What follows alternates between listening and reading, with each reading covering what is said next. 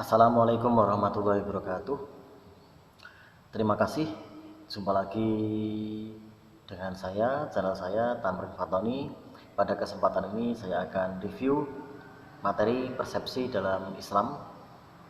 Yang kita ketahui dan yang sering kita ketahui bahwasanya persepsi itu adalah bagian dari psikologi.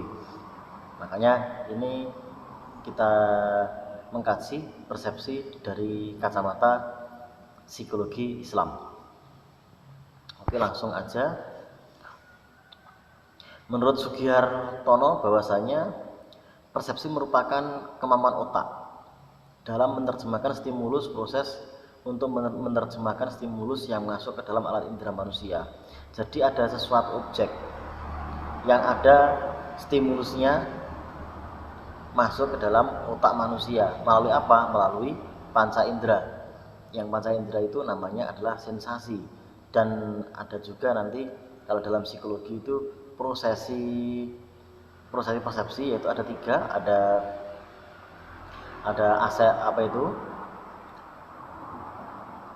ada atensi juga, kemudian ada interpretasi itu ya.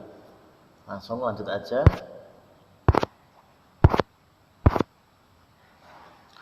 Persepsi merupakan memahami informasi tentang dunia dan lingkungan. Apa yang kita pikirkan itu namanya persepsi.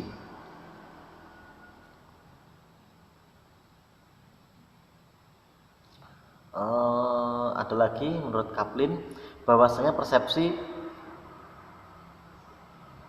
sebagai proses mengetahui objek dan kejadian objek dengan bantuan indera, gitu ya.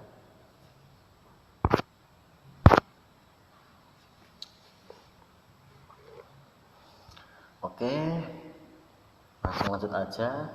Nah, sedangkan persepsi menurut Islam ya, sesuai dengan Quran surah Al-Mu'minun bahwasanya ayat 12-14, proses penciptaan manusia dilengkapi dengan penciptaan fungsi-fungsi pendengaran, penglihatan. Jelas ketika kita mengatakan ada pendengaran, ada penglihatan, itu masuk dari bagian dari indera. Indera adalah bagian dari persepsi, prosesnya persepsi. Juga kemudian Anissa menjelaskan bahwasanya alat sensor lain yang merasa dan mengirimkan sinyal-sinyal yang dari rangsangan yang diterimanya melalui indera kulit. Jadi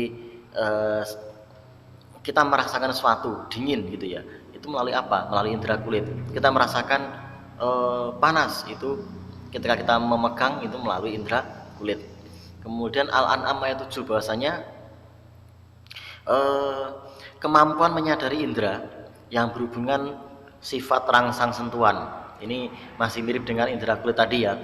Jadi persepsi ini juga sudah dikaji dalam Al-Quran. Kemudian Al-Fussilat ayat 53, persepsi merupakan penginderaan fisik dan non fisik. Yang fisik itu melalui indera dan non fisik melalui jiwa. Kemudian Yusuf ayat 94 bahwasanya ada istilah istiflaf. Iya. Maksudnya apa? Pengetahuan peristiwa yang berada jauh dari jangkauan. Jadi semisal ada imajinasi itu ya, kita kalau dalam Islam itu namanya ada basyiroh, merasakan sesuatu yang di luar apa ya, indera manusia. Jadi indera yang kebatiniah dalam Islam itu namanya al-basyiroh. Nah, seperti ini prosesnya persepsi. Jadi ada informasi apapun, baik melalui pendengaran, penglihatan, perasaan yang bisa dirasakan, itu masuk kepada indera. Dari indera masuk kepada akal. Dari akal itu dicerna melalui qalb, diputuskan melalui hati nurani, hati kita. Kemudian kita mengeluarkan, namanya outputnya apa? Contohnya kita merasakan di luar rumah itu seperti ada kegaduhan. Apa sih yang gaduh itu? Kita merasakan, indera kita melihat. Kita keluar rumah, kita lihat, wah ternyata ada pertengkaran. Nah, kemudian akal kita mencerna, hati kita memutuskan, saya harus kemana? Saya masuk ke rumah lagi atau berlari ke sana. Nah, outputnya inilah hasilnya itu. Kita memutuskan. Karena kita takut, mungkin kita langsung masuk ke rumah. Karena kita berani menegakkan keadilan, mungkin ya, atau yang lain sebagainya, kita keluar menyelesaikan itu. Oke? Persepsi perspektif Islam, maksudnya seperti ini, bahasanya yang dinamakan sebagai manusia diciptakan adalah sebagai khalifah ini ya. Dasarnya apa? Manusia yang sempurna adalah segala sesuatu yang masuk ke dalam indera kita masukkan ke dalam persepsi, ke dalam otak, dan otak dianalisa melalui al-qalbu atau hati. Kemudian karena kita itu manusia sebagai khalifah, kewajiban kita adalah apa? Tugas-tugas manusia adalah apa? Nah, dijelaskan di sini, tugasnya manusia sebagai khalifah adalah sebagai penjaga. Penjaga apa? Penjaga semuanya. Semuanya apa? Ketika ada perkara yang benar, kita wajib menjaga. Ketika ada perkara yang tidak benar, kita wajib meluruskan. Kemudian manusia juga sebagai pencipta. Apa sih pencipta itu? Manusia adalah makhluk yang paling sempurna. Makanya ketika kita dikatakan sebagai pencipta, berarti kita manusia ditugaskan untuk dibebaskan, kita ditugaskan membuat karya-karya, berinovasi. Tujuannya apa? Untuk kemaslahatan umat, untuk kemakmuran rakyat, untuk kemakmuran manusia, dan sebagainya. Dan terakhir, tugas khalifah adalah sebagai pemakmur. Dari persepsi ini manusia harus bisa memakmurkan.